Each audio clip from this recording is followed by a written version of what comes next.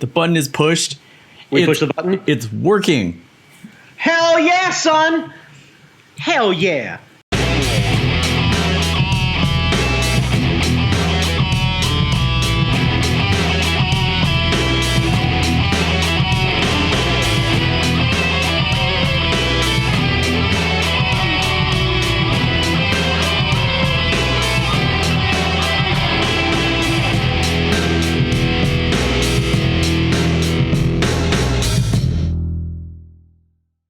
You know what this is, Jamie? Do you know what this is? This is the fucking Do It Cast coming to you, recorded on the Hard Knock Media Podcasting Network. I didn't fuck it up this time. Yeah, you know why? Do you know why, Jamie? What episode is it? It is our 50th 50 motherfucking episode. Holy shit. That's right. It is our Golden Jubilation Jamboree is what it is. Woo! But before we jump into what we're going to talk about, you can find us at hardknockmedia.com. That's NOC, Nerds of Color. We haven't been kicked off. No? Especially, Really? It's especially good since this is our 50th episode. So it'd be really bad if like we made it to 50 and Keith was like, nah. Hey. Nah. So we just learned who Brandon is. So y'all gotta go. Yeah. But yeah, so we're still part of the network. Check us out. There are a whole bunch of awesome podcasts as part of the network. We're looking to do more events with the network. So hopefully we'll have some announcements coming soon with that. But Brandon Chalmers. Jamie Noguchi. What have you been geeking on? And please talk about video games. And please tell me about playing as Zara and blowing things up. So I can't talk about playing as Zara because what you're referring to, by the way, for those who aren't in the know, is the new Borderlands, Borderlands 3. I have been playing it. I had been playing as the Beastmaster. For those who aren't kind of in the know for Borderlands games, think of them as a large first-person shooting game with a lot of quests and what have you. But I don't give a fuck about any of that. I don't care about flying through space or the like umpteen million guns or any of the other shit that goes along with that. I even dare to say, as disrespectful as it may be, I'm happy to hear that your personal friend Zara voices one of the four main characters. She voices the Siren, and that's fucking rad. Yes. I, on the other hand, am a Beastmaster, and Jamie fucking Gucci, they gave me a space dog. A space fucking dog. Space dog. Space dog is best dog. They sent me out into a planet with a gun and a dream, and then they were like, hey, have yourself a jaunty dog with a backpack that also color coordinates with your outfit. And Jamie, I didn't have to name him. I didn't have a chance to name him. Like all great rescue pups, I didn't get a chance to pick that name. No. Sweet boy came to me with his own name. Had a chance from a former life. Got to reform him around. He came to me named Mr. Chew. Ooh, Robo-Dog, yeah. Mr. Chew with guns. Yeah. Best doggo, Mr. Chew, is now my special ability. So I just look off in the distance, throwing my hand up like a badass. Dog teleports across the room. By the way, most handy fucking way to deal with a dog is teleportation.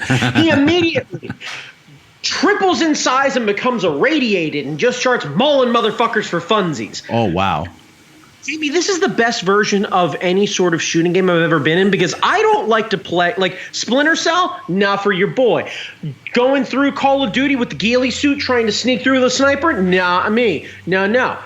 Sweet boy runs into a room without you getting a chance. Yeah, immediately attacks the weakest motherfucker. Kills that guy with you. There's no friendly fire option on the dog, which is great. Oh yeah. Kills that motherfucker with you, and then immediately turns to the next guy and. His decision-making is either weakest motherfucker or anybody actively attacking me who's actually causing me harm. So, like, if some dude tries to flank me, I'll see my best boy just fucking hauling ass, comes tearing past me, murks a motherfucker, and you hear him, my guy Flack, start talking to the dog. He's like, yes, the bloodlust. Aww. Go, my friend. So cute. They fucking communicating. And Jamie, the first time, right? The first time my best boy goes into battle and gets in a little bit of trouble, right? He goes guns a-blazing, fucking hauling ass in there, gnawing off arms and shit. Dude comes up, straight shotgun, lays my boy out. He's fighting for his life. And you hear my character go, "My boy, I must save you." And I, like the proudest dog dad, was like, "Fuck it, I'm gonna John Wick this shit." And switched to a shotgun, held a grenade, threw a grenade into a crowded room, and just started laying. At one point, Jamie, I swear to God, I was saving the dog's life and beating a guy to death with a pickaxe almost at the same time.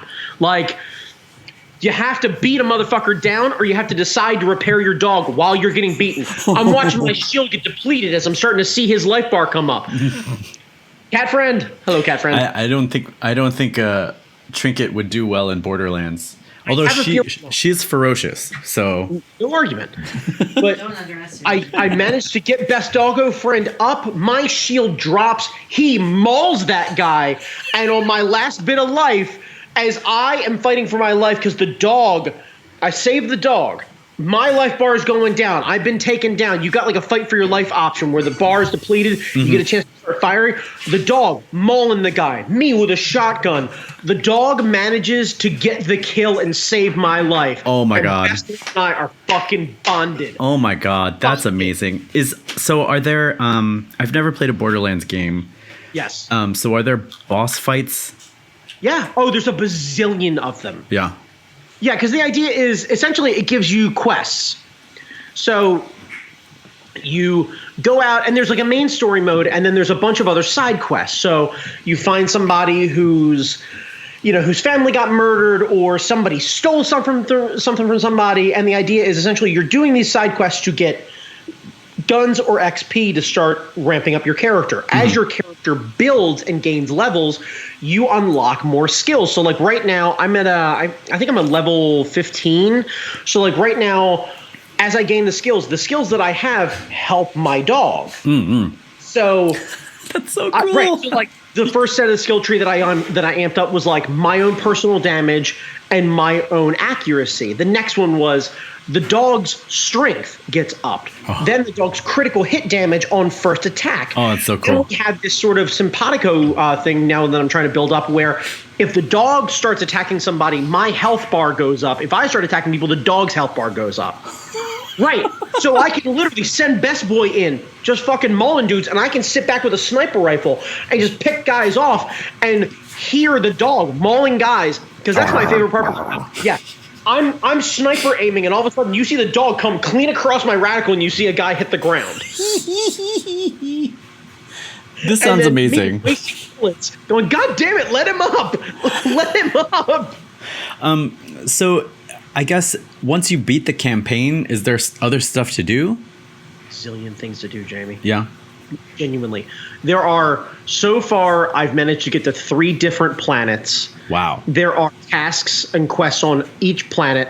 There's still the story mode. And I guarantee you, I am still easily another 30 levels away from where I am. And it's not like Destiny where, like, you peak out. Yeah. It just means that each level requires more XP. So it's an exponential sort of thing. So if you want to grind, you can fucking grind. Oh, okay. And you can just drive around and just start taking guys out. There's also like subquests where you can gain XP by getting X number of kills with each type of gun. So there is still like different types of guns: shotgun, handgun, machine gun, small machine gun, grenade, rocket launcher, and then your melee. And then there's also quests for kills in each kind of vehicle with different ways. Okay. Like there's a ton of different options. Are there swords? So once you start maxing things out, you can literally go to planets where you can just murk guys for fun. If you're not great with shotguns, run around and get your kill count up to gain the XP of the shotgun thing to then So like they're different, you get different skill classes and you can build them up and stuff. Are there swords? Like are there melee weapons? No, there are no melee weapons. But you get multiple vehicles and you can just straight mow guys over with the vehicle. So unlike in Destiny where you could take your Sparrow or whatever it is and go sliding into an area, you couldn't actually really murk anybody. Right. There are quests to kill guys with your vehicle in general, with the onboard weapons, and also at top speed. Oh my God. So you haven't played Destiny in forever. But No. one of the newer sparrows that you could get is like a fucking death chopper. Like, I mean, that's cool. You're sitting back on a death chopper, and then there's another sparrow. It's a baby sparrow, so it's like you're too big on the sparrow, and it's I'm good with mini bike version of Sparrow. Like, that sounds cool. yeah. But I counter that argument with every time I get out of the car, the dog magically appears again, and my guy goes, "My boy, I've missed you." And Destiny doesn't do that. Destiny does not do that, and I'm very sad that Destiny does not do that, because this sounds amazing. This sounds like a lot of fun. This sounds like It's a hell your of a lot of fun. perfect kind of shooter where you It is my perfect kind of murk shooter. stuff.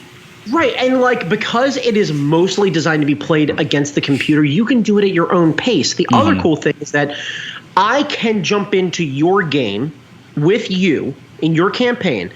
I can bring guns with me and physically hand them to you from my character to yours, so you can have them ready for when you level up. So if I'm like, hey, this gun is too weak for me now because it's a level 9 gun, but it was great for me for a bunch of levels, here, you take this, you can take it into your bank vault. You can lock it away until nice. you're level 9, go back and go get it. Yeah.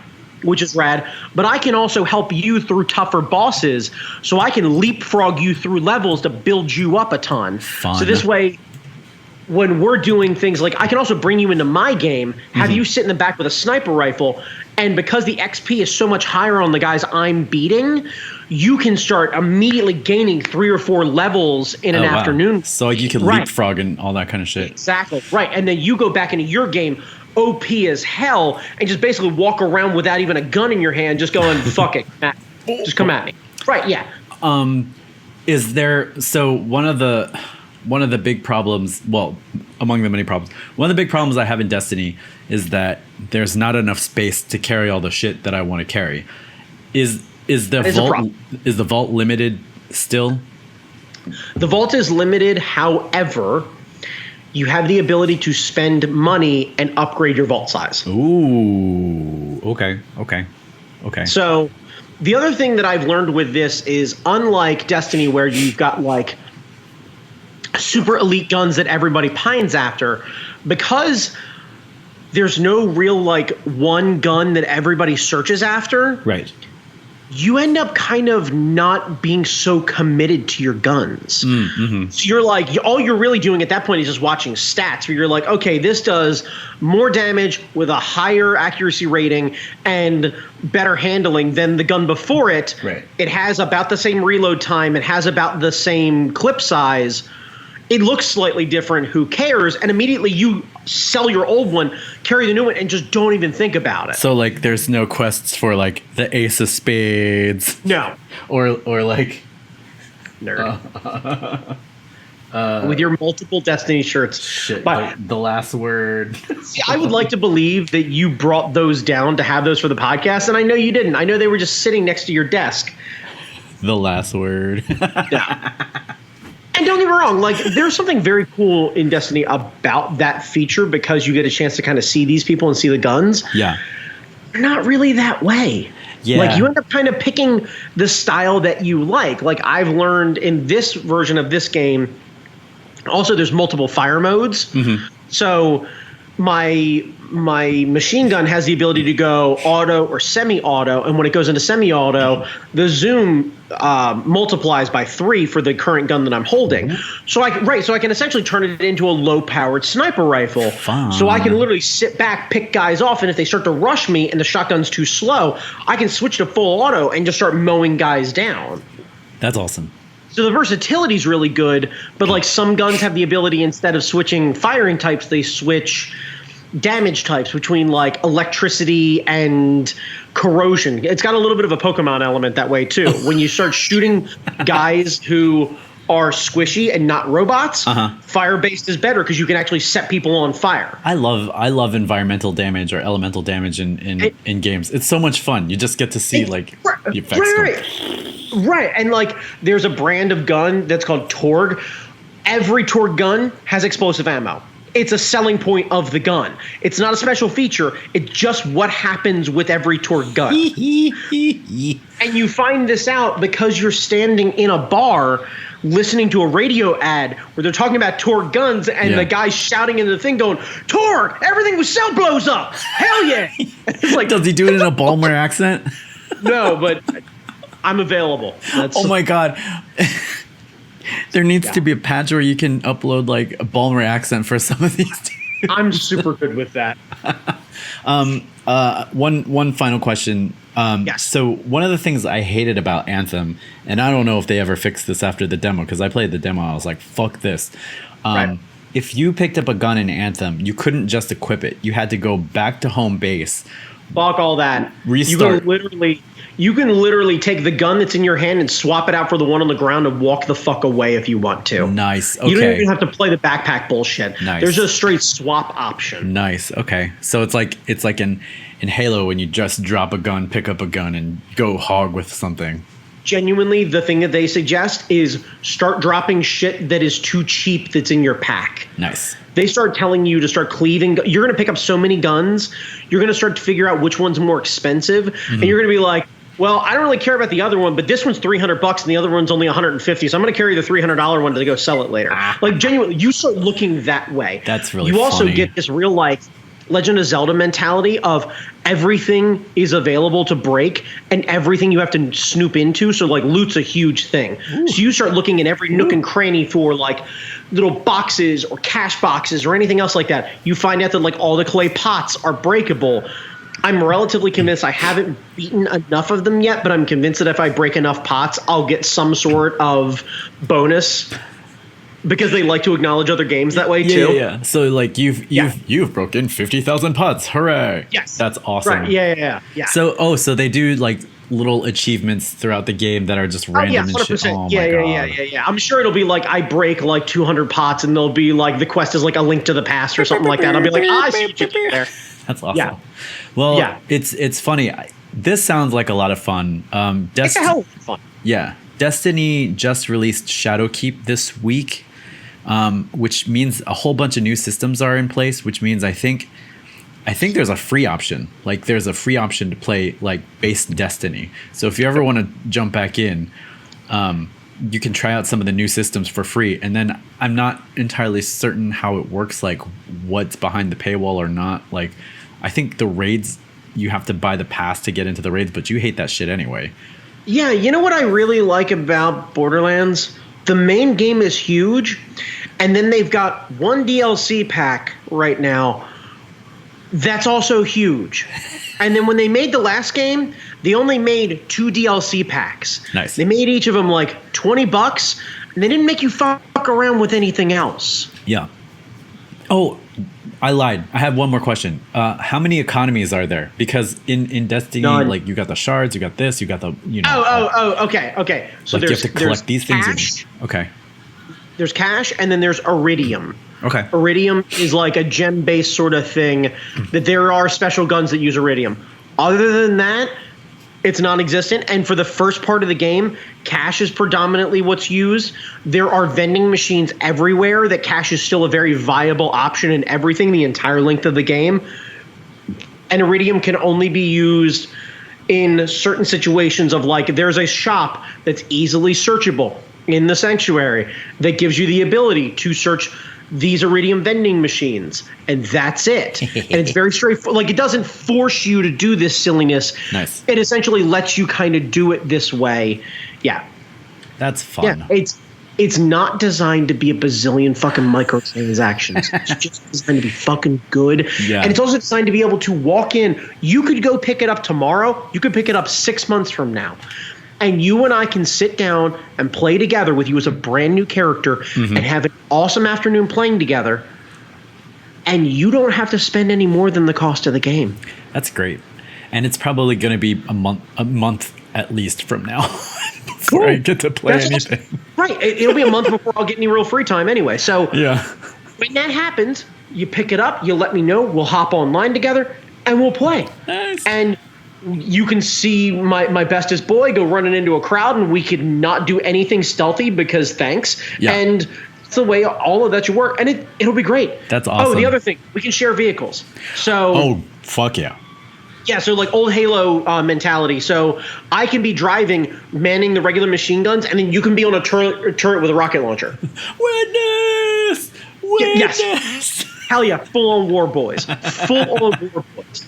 And then we get out like badasses, the dog appears, and then the three of us go walking in like fucking John Wick 3, like Wick and Halle Berry and the dogs just fucking rolling into a place. Awesome. That's what I'm saying.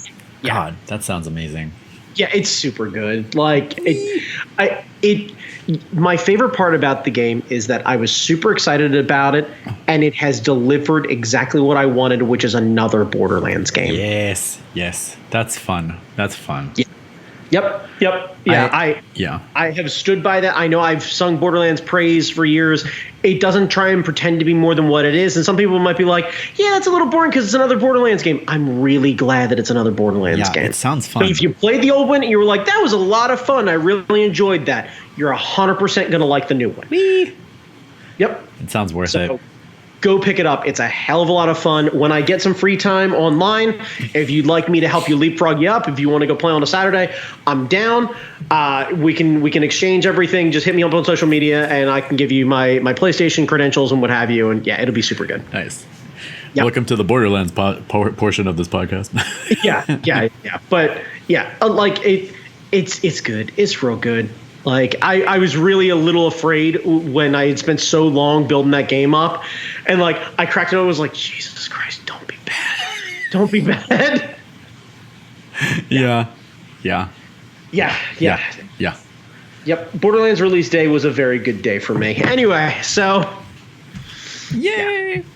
Jamie Noguchi, are we going into what you're geeking out about? Or are we digging into the part of the podcast that's the meat and potatoes? Oh, well, I haven't been geeking on much. That's kind of what I was thinking. Like, I wasn't trying to like shit all over you or anything. It seemed like you have been head down working on just straight work kind of nonstop. Yeah. It's I wasn't able to do much in Tokutember, which is an event I created. Fortunately, a lot of people were participating in Tokutember, so that was always awesome. It was great to see like the different interpretations of stuff. But yeah, I've been tweaking process things, and there's like some add-ons to Photoshop and some add-ons to everything else that I've been picking up and using to optimize certain things. Dropbox has a presentation thing, so like I've got a page set up so that I can set it to my editors and Jeremy, who's the writer. Nice. And they can see the progress of like the pages and stuff. And I don't need to dump out JPEGs or whatever. I could just upload the Photoshop files, which is great. That's cool. So they see the preview, and when they want to download it, they could just click on it and download it directly from Dropbox. So like that's very cool. Yeah, Dropbox has made my life easier. I have a pro subscription now or whatever. If I was smart, I would talk to them about like a sponsorship or something like that. You probably still can. Hey, Adobe. Hang on. I think we got this. Hey, Adobe. Well, no, it's Dropbox. I don't think Adobe owns Dropbox. Oh, that's right. We don't have to pay attention to. Sweet. I don't have to kiss Adobe's ass. Yeah. Although even better. Actually, I actually use Dropbox as well. Hi, friends at Dropbox. Hey, it's your old pal, Brandon Chalmers. You know, when I think about storing things online, Google can go fuck itself. I don't want any Amazon files. No. I don't need to give Bezos any more money. Yeah. You know what I think about? I think about that inviting little icon at the top of my MacBook. So pretty. Just like those flaps open, like the arms of a just a special friend, just waiting to embrace the files. No, Jamie. No. Nothing sad. Sorry. No. This is about joy. This is about jubilation. This is the absolute definition of our 50th episode, our golden celebration. And we celebrate using Dropbox. Yes. That's right, friends. Dropbox. The only motherfucking place you should store anything. If you don't use Dropbox, I'm going to show up to your fucking place. Dropbox. You fucking better. And that's the ad read. Dropbox, you fucking better. Yeah, so there's a lot of process things that I'm gonna talk about in a video sometime. I haven't even been able to do anything on my YouTube channel. Like, this is like the only non-comic thing I've been able to do on a weekly basis. So it's just like everything is fucked. It's very funny to me because like I tiptoe a line of like social media where I realize the busier I am, the less time I have for it. And then I start to feel guilty about not posting anything. And then I start to do the math. And this is where I become a shitty human where I'm like, how the fuck do people who claim that they're really busy have all this time to post up online? And it's like, are they actually that busy? Are they better than me in the sense that they manage their time so that they have time to schedule social media posts? Yeah, I don't know. Right. Yeah. So... yeah. I don't fucking know. Yeah, so ask yourself the question next time when you happen to be on the toilet and you're scrolling through Instagram and you're like, fuck, I wish I could post that. Are you too busy actually doing the thing? Yeah. Yeah. You're too busy doing the thing. Yeah. Smile about that. That's for you. Yeah. And I would like to cultivate the YouTube channel a little bit more, like my Draw Jam stuff. Because I have a lot to say and I have a lot to share, but like I'm busy doing the thing. So like, so it's a catch-22. That's got to be a difficult part about being an artist working on a project that isn't designed for public consumption until a release date. Yeah, until it's done. Like, right, yeah, like do you post old content? Do you how do you continue to feed that beast? Yeah, I don't know. With everything. Yeah, like that's a part I don't really understand. I mean, I feel like I could do it if I could just sit down, shoot a thing and send it off to someone else to edit it, but like I don't have that kind of ducats, Right, yeah, you don't have the money to pay somebody to edit it. You don't know anybody who's willing to do that shit for free. Frankly, nobody should. And no one should. No one should fucking maybe if you're in college and you're trying to learn how to do all that stuff, you get together with a bunch of friends and do it for free. But like, there you go. Yeah. But exposure's bullshit. Don't forget that. Yeah, and in that type of situation, like I feel like you would set up a studio type thing. Like I do the comics, you do the video editing, and we both work together and all that kind of stuff. Right. And like, Yeah. Mm-hmm. But I'm a grown ass man. My time is valuable. Your time is valuable. So so I like when this graphic novel is done, I'm gonna spend like a year and a half playing video games and shooting all the video and stuff. You say that, but you and I both know you're just gonna start on the next one. Yeah. Oh, sure. For sure. Right. Because Jeremy's you're already gonna have a week of playing video games and everything, and you're gonna be like, holy fuck, the deadline's when, and then completely disappear again. Yeah. So the big piece of advice I have for anybody who wants to do a graphic novel or comics in general is to just start. You're gonna fuck up along the way. It's not gonna be perfect, but you just need to start because that was a big hurdle to get over. Is just putting pen to screen or pen to paper or whatever and just starting because once you're head down and you're in the shit, you can muddle your way through it and you can push through and you can push through and you can push through, but you just have to start. Like even if you don't feel like you're ready, even if you don't feel like your stuff is good enough. Right. Your statement is very universal in that sense, but I asked the question because I'm personally experiencing a bit. How do you take the plunge? Do you put yourself in a situation to make a commitment that you can't back out of? Like, I think it's different for everybody, I guess. Well, okay. So this project, obviously, it's a paid gig. So you're doing the thing to make the ducats to cover life. And I get that. That's an easy motivator. But like, how does that work with the side project? Like, how do you force yourself to go, okay, I'm going to make the personal investment to schedule the time out to turn this thing into a passion or a side job or whatever it is, and then try and figure out like how am I getting this thing kickstarted? Like obviously not actually kickstarting, but like what's the thing to get me rocking and rolling? Because that's been always the gun shy thing of like even if the money investment is minimal, it's hard to be like, okay, let's do the thing. And then once you do the thing, how the fuck do you stay committed? Like, I don't know if it's my personality that requires it, but I almost feel like I need to make a unnecessary commitment so this way I can actually follow through with it, where I'm like publicly making the statement of like, okay, on this date, I'm going to have this. Yeah. Otherwise, I'm going to turn my phone on Facebook Live and I'm going to cut a finger off. Like that's got to be like, the commitment has to be super hard, where I'm just like, goodbye, sweet friend. I'm going to miss you most of all. And just otherwise it's not going to get done. Well, I think a lot of people, when they're looking at a project, they see the mountain of stuff ahead of them, and they can't figure out how to get from here to there. Because like it's hard to see the end of this. It's hard, like, you know, you got 128 pages and all you can see is the book at the end, and you have no idea how to get from A to B, and that's where a lot of people stop, because it's like, I know I want to do this, it is too much work, I don't understand how to get from here to there, fuck it, it's too much, I'm just gonna back off and stop. And I think breaking it down into manageable chunks, that's a good start, is a helpful way to do it. So like for the comic, script is done. I print out the script in paper and I read through it, and as I'm reading through it, I'm sketching basic roughs. Like, I know I want this person on this side, I want this person on that side, I want this person on this side.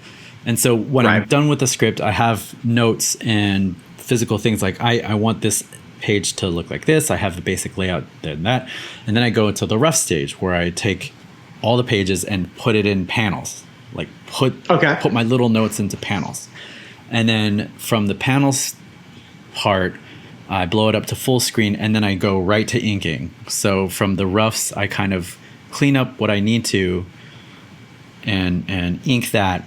If it's stuff I don't need to really clean up, like if I know the general layout of a room, and if my roughs have enough information in there, then I can just go directly to ink and do that, and then flatting and then coloring. So it's like, you know, it's like a recipe. You break it down into smaller bits, and you concentrate on each of those bits, and by the time you're done, you know, without realizing it, you have a whole finished thing. Right. Yeah. So if you can break whatever it is into smaller portions and tackle those portions, I think it's much easier to tackle a project that way. And for some things, it's harder to figure out, like, you know, if you're trying to start a business or anything like that. But if you have a plan that you can kind of map out and then break those individual portions into like little bits, manageable bit. Like, if you're gonna eat a whole pizza, you don't just fold it and like throw it in your mouth. Well, hang on. You don't like an Italian taco? Is that what you're trying to tell me? Yeah. You don't Liz Lemon the whole pizza and like. Yeah, you do. Yes, you do. Yeah. Unless you're fucking Canadian, you cowboy up with that thing. That's the idea. Yeah. That's why cardboard's flexible, Jamie. It's to help you fold that pie into a quesadilla of deliciousness, and you gotta fucking flip that bad boy over. Yeah. Actually, scratch that first. You take the garlic butter, shake that shit up, and do a light glaze, just a light glaze across the thing. You gotta loop it up so it slides down easy. Yeah. Like, you take the one prong of a fork, right, and just pop that top, and then remember, key thing, pop the other side. Old Hawaiian punch can methodology. And let a little air in there. That's what I'm saying. Right, yeah. And then maybe that's the wrong analogy. Maybe it's right. And you fold that Italian taco the fuck over, and then you make yourself the taste of Italy is what you do. I think that's the idea. Yeah. Little Italian pie. Well, maybe it's more like Iron Age, where you don't put the whole food in your mouth. You have to wait. You have to cook it bit by bit by bit, and then eat it bit by bit by bit. An old comic that you did way back in the day is probably the best example. And kids, if you're familiar with Jamie's work, you'll remember this one. If you're not, you should look it up. Jamie did a comic where he was going to end up making dinner, and he was going to make blazing sword burgers. And dude does a full breakdown of how to make a proper fucking spicy burger. And breaks down a dicing technique. There's a technique for how to properly dice an onion.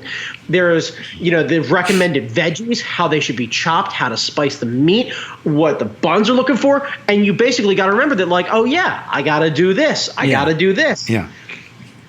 And once you get all that prep work done, you just start it. Just heat that grill up. Yeah. And probably cooking is probably the best example of you got to eat. Yeah. You don't want to eat shit. You can get shit anywhere, but if you want something good, you're going to have to do it yourself, and that's going to take some steps. So you start with getting the groceries, so you got the ingredients on everything. You got your characters, you got your layouts, you got your figures out, whatever it is. Yeah. Then you start doing your storyboards. That's chopping your onions. That's getting all your stuff. That's making your ground beef mix. And then you start to fucking ink those bad boys. That's you cooking. That's you cooking right there. That's true. And then the other thing is to not spend too much time on the pre-prep. Like, I have a model sheet, but I don't really have a model sheet. It's just a front view of the character. And gotcha. Like, right. Yeah. In some cases, it doesn't matter how you dice the veggies. They're going to taste the same when you saute them up. Yeah. Yeah. So that's, we have a lot of friends who talk a lot about their comics and a lot of shit, and have been developing their properties for years, and there's nothing to show for it because they want to, if their model sheets aren't perfect, it's not worth drawing. If their outline isn't perfect, it's not worth drawing, and that's not true. You just gotta probably more than half an hour fight. Yeah. Not that I'm actually calling a lot of people out. Fucking make your comic, Dan. Yeah, but I mean, and you got to get the shitty pages out of the way. So yeah, absolutely. Yeah. So yeah, I've been geeking out about process stuff, and it's been kicking my ass. And I don't think I'm gonna make my deadline, but we'll see. Whoa! We'll see. Whoa! Now you got to edit the podcast. I think what you meant to say is you're gonna fucking nail your deadline. I'm gonna destroy this deadline. You're gonna fucking destroy this deadline. I'm gonna John Wick this deadline right in the jaw. We are not gonna. You know what it is? Let the people be the voice, Jamie. We're not gonna podcast until you fucking finish your deadline. That's it right now. That's it. I'm calling in the send. Well, I'll see you next year, Brandon Chalmers. That's. Sorry, you're letting Keith down. I don't know what to tell you, man. That's on. Do you want to disappoint the boss? Huh? Yeah. So the fucking Jay-Z of this podcast network. You gonna let Hove down? Hove? You're not gonna let Hove down. Yeah. Hove. You're not gonna let Hove down. Hove. No. Yeah. So it's been 2 and 3 a.m. are very familiar with me. Jesus Christ. And then I wake up around like 8 to get Hazel to school, and then I keep drawing. Then I pick up Hazel from school, and then I keep drawing. Good Lord, man. And then I draw some more. So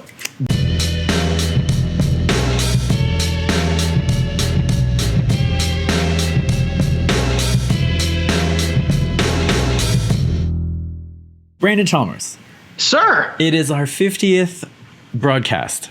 It is. So I went and I looked up what 50th anniversaries there are happening in 2019, and I've got a list. And the last one we are actually going to talk about. So 50 years ago, Sesame Street first aired. Fuck yeah. Which is awesome because I mean, I grew up with Sesame Street. Pretty much. I did too. Everybody did. Yeah. And if you didn't, or you're like, man, Sesame Street sucks, hear me now. Hear the sound of my voice, and I say it in the most loving way I can.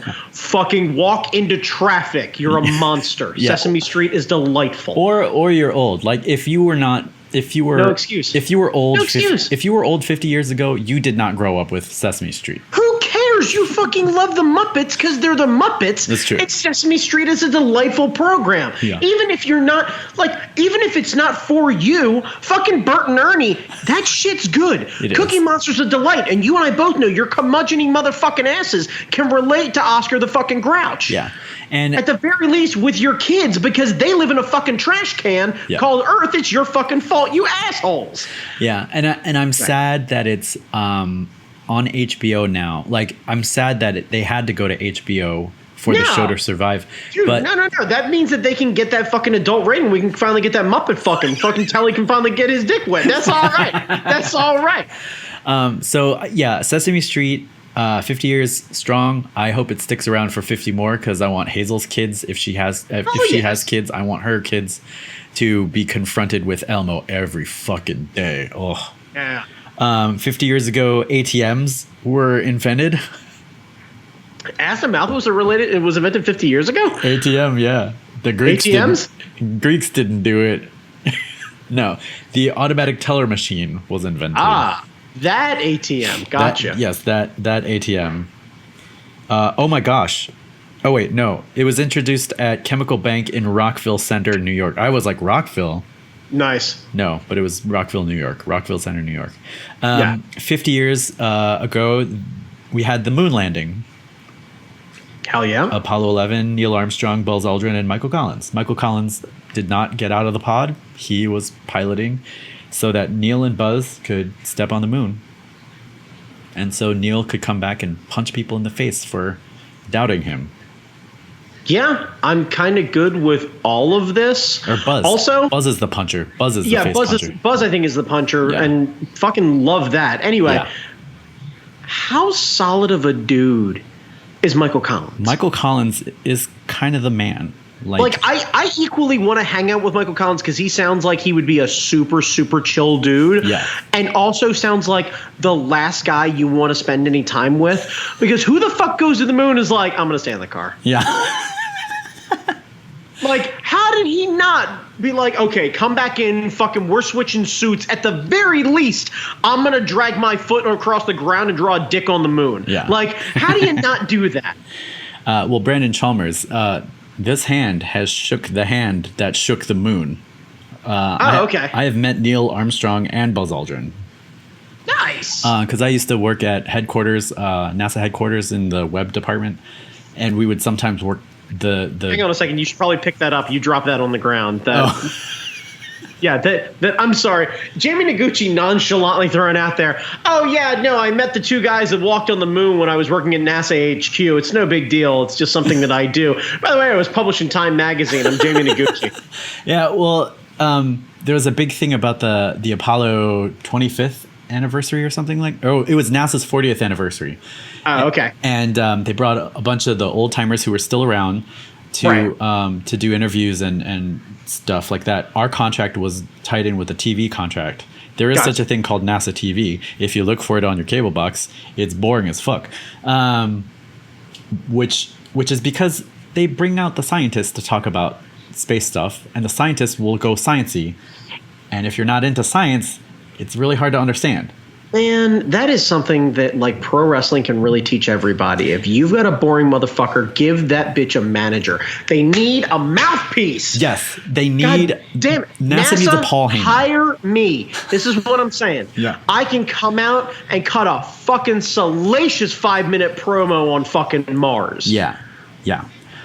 So we got to run camera and we got to meet some of the astronauts, and they're fun, you know. They're giving each other shit behind the scenes and stuff like. Right, because you know why? Top Gear covered this a while back, or sorry, not Top Gear. The same guys from Top Gear. Yeah. They covered this on their new Amazon show. They talked about astronauts driving old Corvettes and how they used to go down to Florida and basically race these things on the road that they used to take the fucking shuttle out on, which is super wide and straight as fuck. So it's basically a giant drag racing course. And then you realize now that, like, the astronauts now are boring as fuck. Oh, yeah. Like, when was the last time you heard about an astronaut punching somebody in the face? That's true. When was the last time you heard about an astronaut getting arrested for doing donuts in the middle of an intersection? Well, there was that. When was like? There was that lady who drove. I know, who wore the diaper and everything else like that. Right, but that's the best you got is a lady with serious bowel commitment to fucking going after an ex. But like, I asked you the question, Jamie. Who do you know more about? The last person who piloted the shuttle or Joey fucking Chestnut, the hot dog king? Yeah, that's true. And that is something very wrong with NASA's marketing department, that fucking Nathan's has better viewing pleasure than fucking NASA. Yeah. Like, when space becomes less interesting than fucking hot dogs, we have fucked up somewhere. I agree with you. And I felt that way when I was working there. And, I knew some of the names, but only because I worked there. And if I didn't work there, I wouldn't have known any of the names. Right. And that was sad to me because, like, growing up, like, there was Space Camp and all this stuff and Snoopy and, like, I had friends who wanted to be astronauts, and NASA was like the coolest fucking thing in the 80s. Right. And then I don't know. And it fell off. And then it fell the fuck off. It fell off. I just, man. Yeah. I mean, I still know. God damn it. Yeah. All right. Anyway, now I'm sad. Moving on. 50 years ago, the Brady Bunch first aired. I don't know if you care about the Brady Bunch. I do not give much of a shit. I'm not that white. 50 years, but I cannot bring myself to care about the Brady Bunch. 50 years ago, Monty Python's Flying Circus came out. Nice. So Monty Python's Flying Circus. And 50 years ago, Brandon Chalmers, was the Woodstock Musical Festival. Wait, are we going to talk about Woodstock? We are going to talk about Woodstock. We are going to we are going to see if it is possible in the year of in the 19th year of the millennium to make Woodstock. It's actually 20 years. He started in 99, but continue. Okay. The year of our Lord, the 20th year of the millennium. Yeah, we are 20 years into the millennium. We have been doing it Big Willie style for fucking 20 ducats. If the millennium, if we could do a Woodstock in the millennium, now they are doing a Woodstock. They tried to have it at the farm, and the people were like, nah. No. Because the 93 Woodstock was kind of a disaster. I think you mean Woodstock 99. 99. The 99 one was kind of a disaster. Oh, it was very much a disaster. I have a personal friend who went to that. Ooh. Yeah. My buddy Phil went to Woodstock 99. Ooh, shit. Yeah, and that was a fucking nightmare. He tells stories about that like people who pretend like they saw war in Grenada tell stories about that, where it's like, I was in the shit, right? And then I saw Jane's Addiction. It was like, wait, what? No, that's not how any of that works. Yeah. So when he talks about how hardcore it was when Limp Bizkit was on, it's a whole thing. So I don't actually think that's true. I don't think they were popular then, but it's fine. They're doing one at like Merriweather Post Pavilion or something like that. No, that was a marketing ploy. Oh, okay. So it's 100%. Just dead. It's dead. It's dead. Like, I mean, think about it. I think the major concert series is still alive, but it's not nearly as alive as it used to be. Because, like, Warped Tour is still a thing as far as I know. Warped Tour is on their last tour. Like, I think they're on the out. Like, I think this year was the last year they were doing it or something like that. Right, and I don't know if Ozfest is still around or not. I assume it is. And, like, there are major, like, concerts going on that have, like, 3 or 4 bands. But the idea of a venue that is getting everyone there and having everything happen is just going to end up being another Fyre Festival. So I guess before we even start about if we can do it, do you think the day of the giant ass multiple day music festival is no longer relevant? I think it's viable. I think it's just trying to figure out a situation because people are so picky now that, like, I don't know if the idea of going to a musical festival and staying in tents and everything else like that, unless you're going to like an EDM festival or something, I was just about to say, taking like, mushrooms in the woods and like hanging out with the people like throwing fireballs with glow sticks. I don't know if that's fireball. Right. Yeah. Like, I don't know if that's really for you. Like, you could be like, hey, Brandon, we're going to send you, like, would you want to go drive out reasonably 6 hours somewhere, set up a tent in the middle of a field with a bunch of other people with limited bathrooms and limited food options, and stay in the tent so that you can leave all of your stuff sitting in a tent, hope nobody steals it, and then go watch a bunch of bands in the middle of the sun? I'd be like, cool, I'll catch that online, thanks. Yeah, I don't even want to do that with my friends. That's what I'm saying. Yeah, like I think the idea of going to an all-day concert and enjoying it and saying, "Oh yeah, no, we got there and the first, the opening act started going on at 11. The thing opened up at 10. And it's an all-day thing and it ends around 2 a.m. And like we got a chance to go do this, and then there are a bunch of other things like you get a chance to kind of see multiple stages. Like I think." I say it because I have a lot of fond memories of going to see HF Festival quite a few years. Oh yeah. And like that kind of like, don't get me wrong, that is a long motherfucking day. Yeah. But it felt like the most viable option for all of that because you kind of got to see multiple stages and you got a chance to see the main area, and like the venue was large enough that you had a lot of stuff. Because like the last time I saw it, they were doing it in what I don't even know what they call it now. It used to be RFK Stadium, but the idea was like main stage was inside the actual stadium, so there was a ton of open area, and then the parking lot was kind of divided up into some sections where they had like two sub stages where there was like a much larger stage and there was like a street stage, and in the two smaller stages they would do meet and greets afterwards. So like fun. I got a chance to meet with. Right. So like I spent a good part of my day hanging out at the street stage, checking out some of the more up and coming bands just because I could have that interaction with them afterward, where it's like there's 300 people crowded around, and then they get about halfway through the set and the crowd kind of thins out like any show that you and I have ever actually done. Yeah. People just kind of are like, okay, cool. What else is going on? Uh-huh. And if you stick around to the end, they go sit down at a table and they see you looking at them. They see you bobbing your head. They see you engaging in everything. So and then at the end, you're like, hey, cool, I'm going to go pick up a shirt. You guys were really great. And they're like, oh, thanks, man. I really appreciate that. And I'd imagine in the age of social media, being able to have that interaction and then have that selfie with those guys and then be able to Instagram tag them or whatever it is and having them reply back and be like, hey, thanks. And if you really hit it off with them, maybe they follow you. Like, yeah. I think that would be a really cool experience for a lot of people, but it's just a lot. And because I don't want to say like the rock music that I listened to as a teen and in my early 20s is dying, but I definitely think it is. And I think the generation who was really into that and had that experience are definitely getting a lot older. So I don't think it's nearly as viable. Yeah. I think we kind of do the like, wait, you want me to be where for how many hours?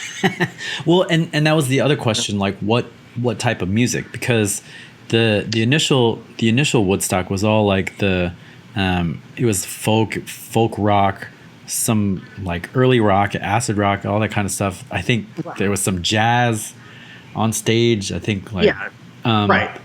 The 99 one was just kind of whatever was on MTV.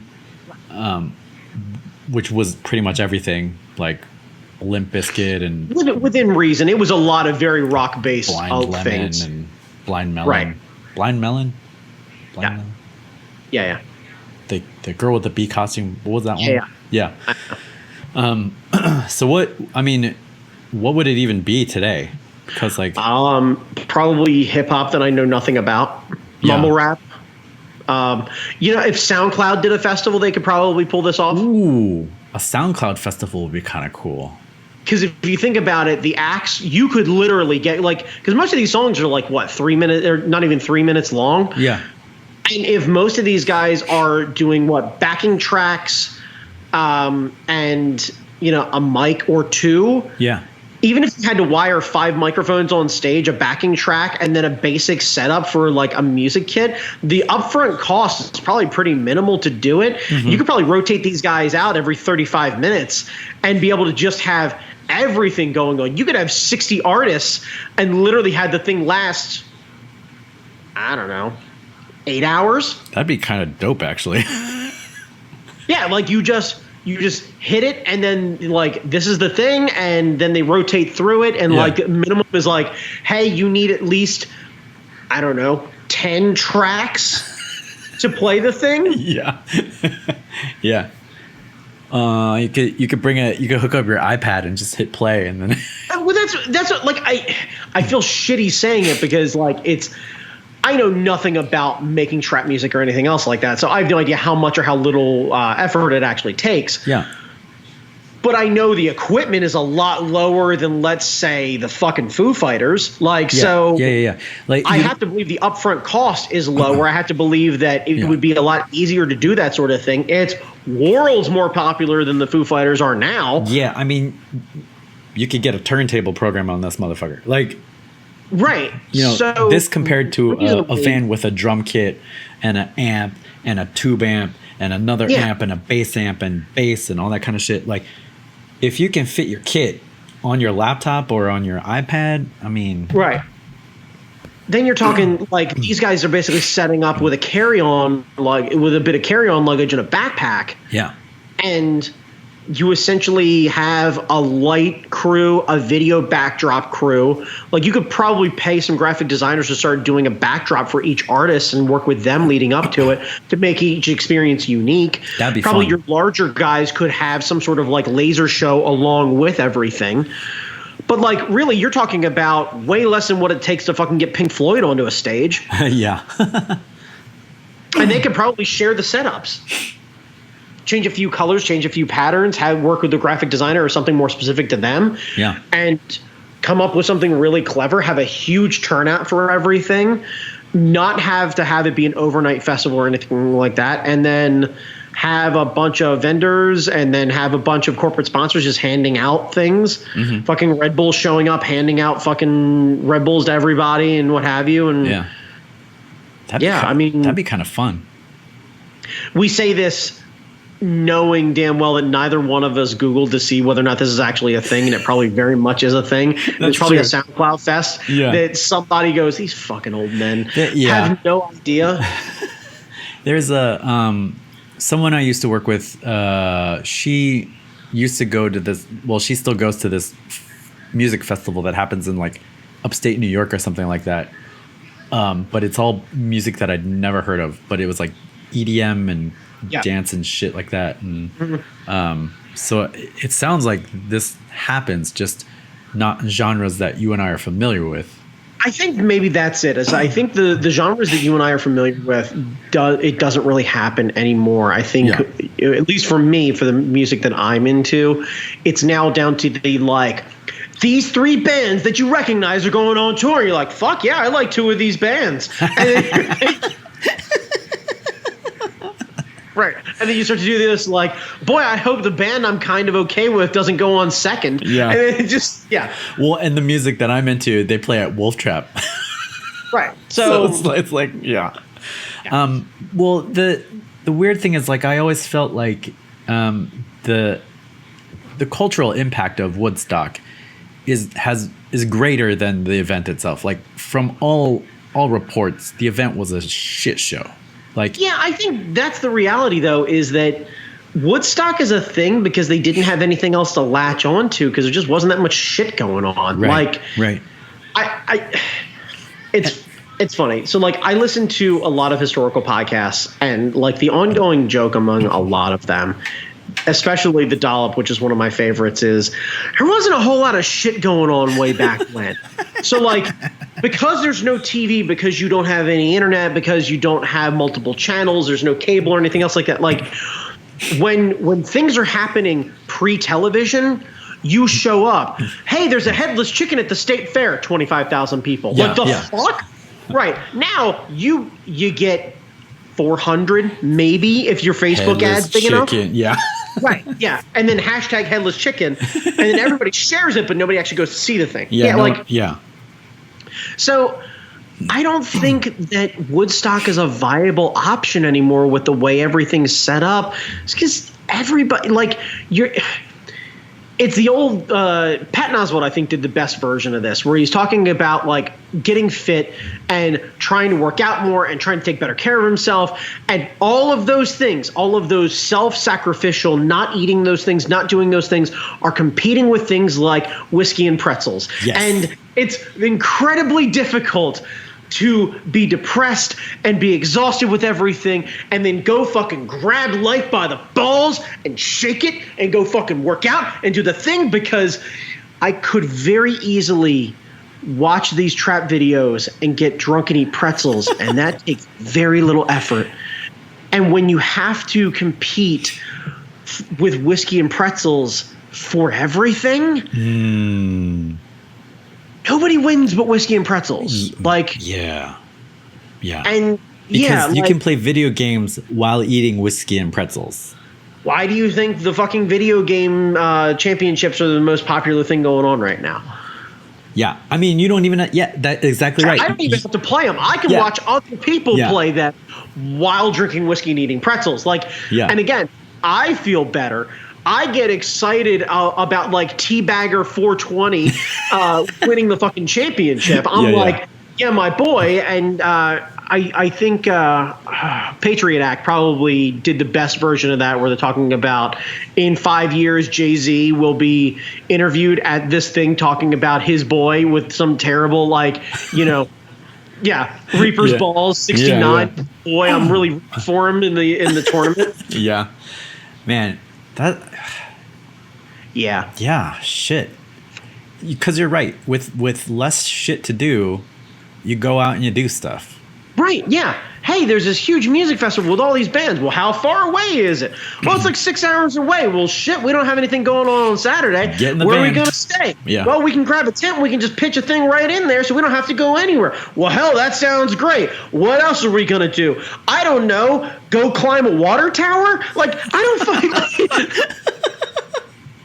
Drum circle, man. Drum circle.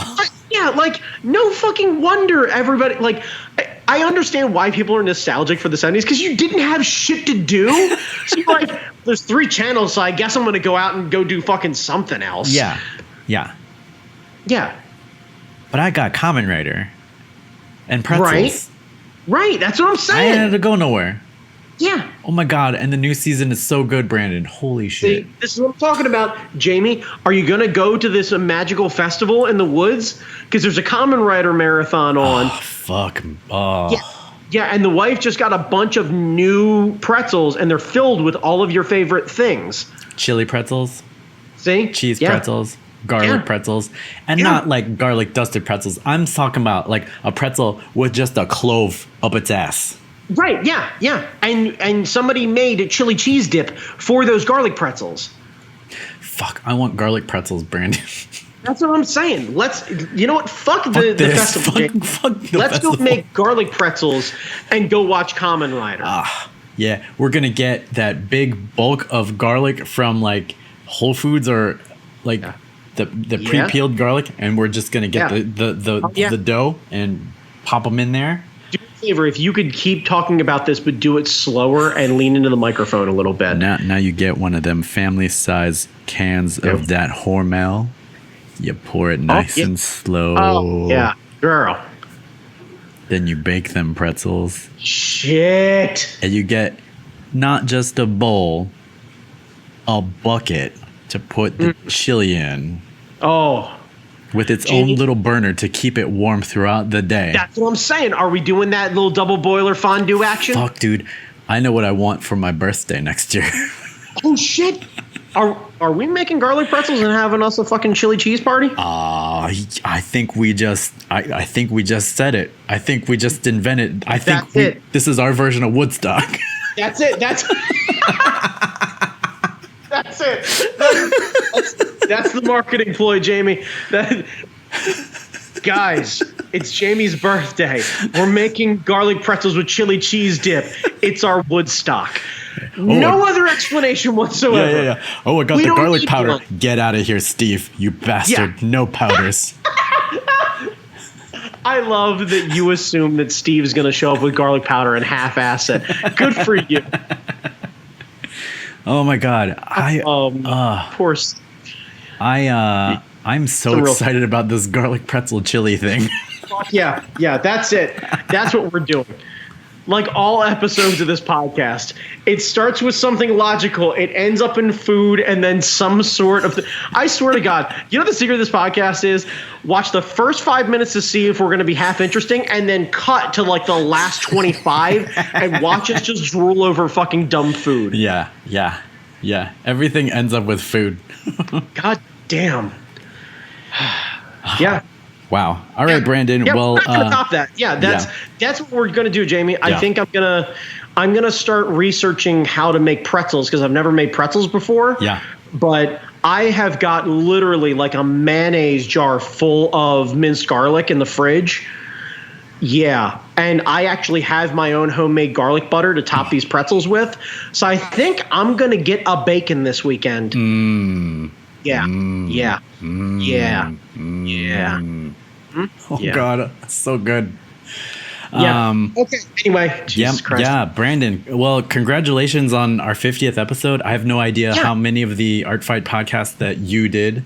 Which one? Because neither one. No. The first one definitely made it well over 50. But I'm just proud. Like I said on the text message, Jamie, I'm just proud of us for finally making it a year into the podcast. Yeah, we never missed an episode ever. Never, Not ever. Once. Yep. Never and I missed. know it feels like we've been doing this for almost 2.5 years, but that's not true. Yeah. That's certainly not true. And this is I've started a bunch of podcasts before, so this is the highest number of podcasts I've ever done. Like, you know, so this is a milestone for me. I remember you talking about it with me. You were like, okay, if we make it to 5, we'll make it to 10. If we make it to 10, we're never gonna stop. And I'm like, okay, I'm in. I got you, fam. Nice. So yeah, it's been great. I love the fact that we're part of a network now. Hell yeah. And I want to do more stuff with the network and all that kind of stuff. So looking forward for the future. Hell yeah. Hell yeah. Brandon Chalmers, where can people find you? They can find me on Instagram at that guy Chalmers making fucking garlic pretzels. Yeah. Where can they find you, Jamie Noguchi? Instagram, Jamie Noguchi, Twitter, Angry Zen Master, Facebook. I probably won't friend you, but I'm there. You know, put my name in some shit. I'm on ArtStation, like, you know, whatever. All right, that'll do it for this week. Goodbye. Make pretzels, bitches. Yeah.